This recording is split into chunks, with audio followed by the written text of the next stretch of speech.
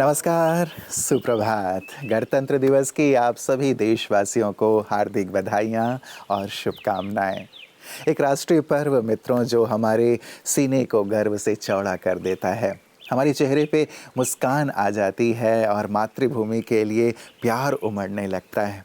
अपने उन अमर शहीदों की भी याद आती है जिन्होंने देश को आज़ाद कराने के लिए अपनी कितनी कुर्बानियाँ दी। राष्ट्र को इस शिखर तक पहुंचाने के लिए कितने सारे हमारे देशभक्तों ने अपने पूरे जीवन की आहुति दी। केवल प्राणों की आहुति नहीं, लेकिन अपने जीवन को पूरे देश के विकास में लगा देना, उद्धार में लगा देना, कल्याण में लगा देना। पूरा राष्ट्र एक सूत्र में बंधा रहे, पूरे राष्ट्र की उन्नति हो, विकास हो और विश्व पटल पर हमारा देश जगमगाए, चमके और सबके लिए आदर्श बन जाए, उसके लिए करोड़ों करोड़ों लोगों ने अपने जीवन को लगाया है। और आज हम सबकी भी बारी है कि हम अपने देश के लिए सोचें, ना केवल इसे एक दिवस के रूप में, एक पर्व के रूप में मनाएं, लेकिन मातृभूमि के लिए कुछ करने का दिवस, चिंतन करने का दिवस और साथ ही इस उत्सव और उत्साह में एक दूसरे को बधाइयाँ और शुभकामनाएं देने का दिवस है मित्रों। तो बहुत सुंदर रंग लेकर के ये 26 जनवरी हमारे लिए आया है। तो गणतंत्र दिवस की एक बार पुनः आप सभी को दिल से बधाइयाँ देते हुए आइए आपके लिए चलता हूँ आज के सुंदर सुवाक्य की ओर। हम मेहमान बनकर आए हैं, महान बनकर जाना है। आजकल की भागदौड़ भरी और अनिश्चित जिंदगी के कारण तनाव हर किसी के जीवन का एक हिस्सा बन गया है। इस तनाव से राहत पाने और मनोरंजन की तलाश में लोग अक्सर पर्यटक बनकर नई जगहों की यात्रा करते हैं। क्या आपने कभी सोचा है कि दुनिया के विशाल रंग बिरंगे जीवंत मंच पर प्रत्येक व्यक्ति वास्तव में एक पर्यटक है? हाँ, सच तो यही है कि हम सभी आत्माएं हैं जो सूर्य, चंद्रमा और नक्षत्र मंडल से परे आत्मिक लोक या परमधाम, शांति धाम के निवासी हैं।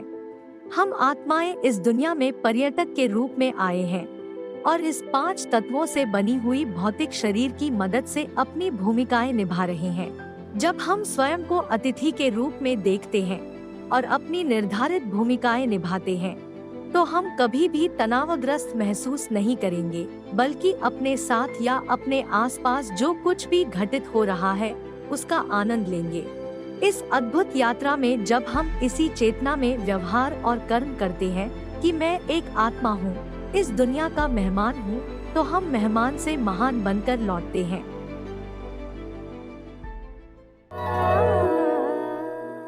मित्रों, आज पूरे देश में एक सुंदर लहर है।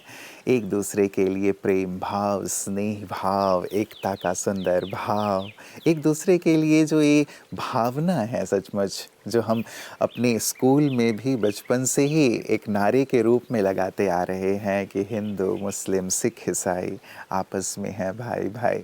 अनेकता में एकता, ये हमारे देश की विशेषता है, हमारे संविधान की विशेषता है। धर्मनिरपेक्ष हमारा राष्ट्र है, लोकतंत्र यहाँ है, गणराज्य है, अर्थात हम ही अपने देश के मालिक हैं और अपने देश को चलाने के लिए हम सबके पास एक सुंदर अधिकार है कि हम किन्हें ये अधिकार देना चाहते हैं, किन्हें अपना नेता चुनना चाहते हैं। तो सचमुच एक बहुत ही सुंदर भाव लिए हुए है गणतंत्र दिवस।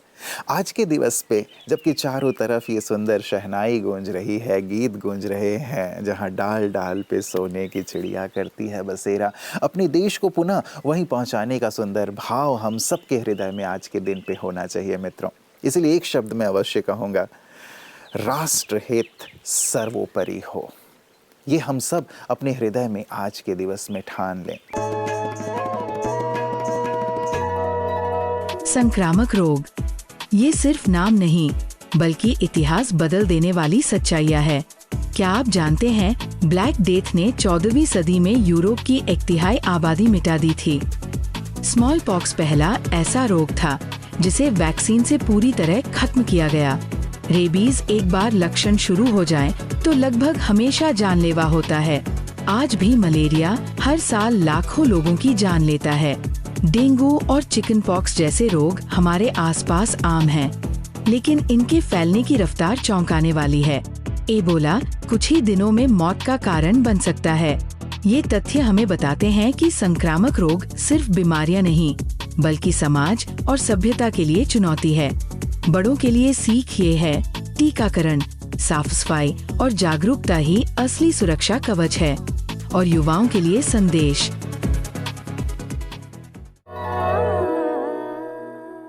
बहुत ही एक मुक्त जो नियमावली है वो सभी के लिए है, जहां समानता का भाव दिखाई देता है। आपको जानकर खुशी होगी मित्रों कि 2 साल 11 महीने और 18 दिन लगे थे संविधान को तैयार करने में। बाबा साहब भीमराव अंबेडकर जी ने अपने साथियों के साथ मिलकर के इसे तैयार किया। मूल रूप से जब इसे लिखा गया था तो ये हस्तलिखित था, जिसमें 251 पृष्ठ थे। प्रेम बिहारी रायजादा जी ने इसे लिखा था और बहुत ही प्यारी ये पांडुलिपि है जो अभी तक रखी गई है। लेकिन बाद में जब मुद्रित रूप में आई तो कम से कम 400 से 500 पृष्ठ के ये संविधान की जो किताब है वो होती है, जिसमें 448 अनुच्छेद हैं और 12 अनुसूचियां हैं। तो मित्रों, संविधान सचमुच बहुत ही हम सब के लिए एक ऐसा धार्मिक ग्रंथ कह लें जो हम सबको जोड़ने वाला है, हम सबको ऊंचाई की ओर लिए जाने वाला है। इस संविधान को हम दिल से मानें, स्वीकार करें और साथ ही इसका पालन करते हुए आगे बढ़ें। लेकिन इसके साथ साथ कुछ सच्चा संविधान अपने जीवन के लिए भी हमें अपनाना है, और वो क्या हो वही अगले सेगमेंट में हम आपको दिखाने जा रहे हैं। आप सभी को मनोज खुशनुमा का नमस्कार। ओम शांति। भाइयों बहनों, जीवन में सुख, शांति और प्रेम की सच्चे संविधान का आह्वान करती हुई प्रस्तुत है ये काव्य रचना हो सच्चा संविधान। जिसके लिए ये जग देता था विश्व गुरु का मान, कहाँ वो भारत में अब श्रेष्ठ कर्म के विधि विधान। जिसके लिए ये जग देता था विश्व गुरु का मान, कहाँ वो भारत में अब श्रेष्ठ कर्म के विधि विधान। पानी पीते शेर और गाय जहाँ एक ही घाट, सद्भाव प्रेम का भारत में फिर हो सच्चा संविधान, फिर हो सच्चा संविधान। न्याय नीति समता ममता का हो न्यारा संसार, सबको सुख से जीने के स्वतः मिले अधिकार। न्याय नीति समता ममता का हो न्यारा संसार, सबको सुख से जीने के स्वतः मिले अधिकार। सबकी खातिर सबके दिल में हो आदर सम्मान, सद्भाव प्रेम का भारत में फिर हो सच्चा संविधान, फिर हो सच्चा संविधान। सदाचार और सद्विचार का सब में सद्व्यवहार हो, देश यही हो ऐसा अपना जहां प्यार ही प्यार हो।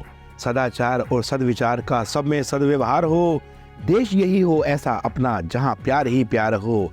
हर नारी हो देवी जैसी, नर हो देव समान, सद्भाव प्रेम का भारत में फिर हो सच्चा संविधान, फिर हो सच्चा संविधान। जहां स्वतः अनुशासन हो, ना कोई कस दुशासन हो, प्रेम की सत्ता हर दिल पर हो, ना नीति पर भाषण हो।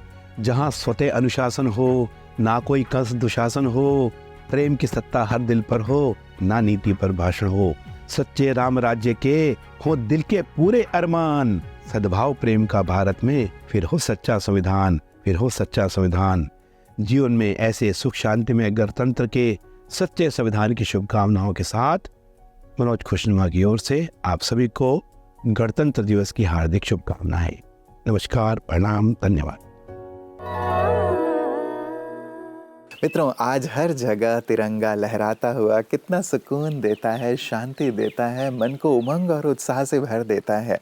हम सब के हृदय की यही कामना कि हमारा तिरंगा सबसे ऊपर हो, हमारा राज सबसे ऊपर हो, हम विश्व गुरु बन करके सारी संसार को सत्य की राह दिखाएं।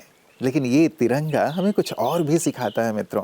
केसरिया रंग साहस और शक्ति का प्रतीक है। वो कहता है कि अपने अंदर शक्ति भरो, साहसी बनो, राष्ट्र के लिए कुछ कर गुजरने का जज्बा रखो।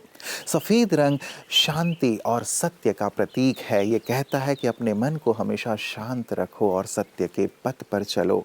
और साथ ही साथ हरा रंग जो है वृद्धि का, विकास का, उर्वरता का प्रतीक है मित्रों। तो न केवल हम अपनी धरनी को इतना ही सुंदर उपजाऊ बना करके रखें, उसका ध्यान रखें, उससे प्रेम करें, लेकिन साथ साथ अपने मन को भी वैसे ही वृद्धि और विकास की ओर लिए चलें, जीवन को विकास की ओर लिए चलें, ताकि राष्ट्र हमारा संपूर्ण रूप से एक ऐसा संपूर्ण विकसित राष्ट्र बन जाए जो सारे संसार के लिए आदर्श बने। और साथ ही वो 84 तीलियां हमें याद दिलाती हैं कि अपना पल पल पूरे 24 घंटे आत्म विकास में, देश के विकास में लगे रहो। सच मानो तो कलयुग के हर मनुष्य के मन में उलझन बहुत गहराई से अपना स्थान बना के बैठा है, जबकि हम जानते हैं काम क्रोध मनुष्यात्मा के अवनति के कारण है, गिरती कला की ओर ले जाते हैं। तो भी हम कई बार ये बहस कर बैठते हैं कि काम के बिना दुनिया कैसे चलेगी। क्रोध तो मानो मेरा स्ट्रेंथ है, अगर मैं स्ट्रिक्ट नहीं हूं तो लोग मेरी बात कैसे मानेंगे। ये जो गलतफहमी है, इसका भी मूल कारण देहाभिमान ही है। भगवान हमें समझाते हैं कि जब सब मनुष्यात्माएं पवित्र बन जाएंगे तो दुनिया की बढ़ोतरी के लिए या संतान अभिवृद्धि के लिए काम विकार की जरूरत नहीं पड़ेगी। लेकिन हम लोग है ना, शत्रु को भी मित्र मान के बैठे, इनके बिना कैसे चलेगा। शत्रु शत्रु ही है, विष विष ही है। थोड़ा थोड़ा ही लेते अगर हम विष का सेवन करते जाते हैं तो मानो हमारे पूरे शरीर बदन विषपूरित हो जाता है। जैसे हम इतिहास में सुनते थे विष कन्याओं की सृष्टि करते, ऐसे आज दुनिया में इतना चाहिए, इतना चाहिए, इतना चाहिए ऐसे कहते हुए पूरी तरह से विकार रूपी विष के वशीभूत हो गए हैं, जिसके फलस्वरूप हम भी दुखी हैं और दूसरों को भी दुख पहुंचा रहे हैं। तो शत्रु को शत्रु ही रहने दीजिए। शत्रु थे कभी मित्रता नहीं कीजिए, या शत्रु से मित्रता की अपेक्षा भी नहीं कीजिए। अवगुणों को दूर रखना या अवगुणों से दूर रहना या अवगुणों से मुक्त रहना बहुत जरूरी है। मित्रों, भारतीय गणतंत्र का सूत्र वाक्य है सत्यमेव जयते। सत्य की हमेशा जीत होती है। तो आज हम ये ज़रूर अपने लिए प्रण कर लें कि मुझे सत्य के पथ पर चलना है। ये सत्य का पथ हमेशा हमारे भाल पर तिलक लगाता है जीत का। इसीलिए आज के इस दिन पर खामियां हमें नहीं ढूंढनी है मित्रों। खामियां ढूंढने जाएंगे बहुत मिल जाएंगी, लेकिन खामियों को दूर करने वाला मुझे बनना है। मैं राष्ट्र का सपूत बच्चा हूँ, मातृभूमि का सपूत बच्चा हूँ। मुझे अपनी मातृभूमि को शिखर पर लिए चलना है। इसका संकल्प हर एक खुद ले और इसकी जिम्मेवारी हर एक स्वयं ले।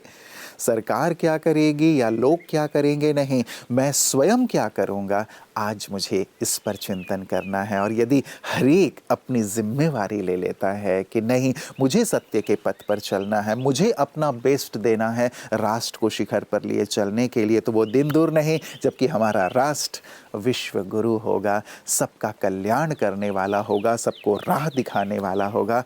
हम विकसित राष्ट्र होंगे। तो आइए इसी सुंदर मंगल कामना के साथ कि हमारा राष्ट्र पुनः विश्व गुरु बने, एक बार आप सभी को हृदय से गणतंत्र दिवस की शुभकामनाएं और बधाइयाँ। नमस्कार। ओम शांति।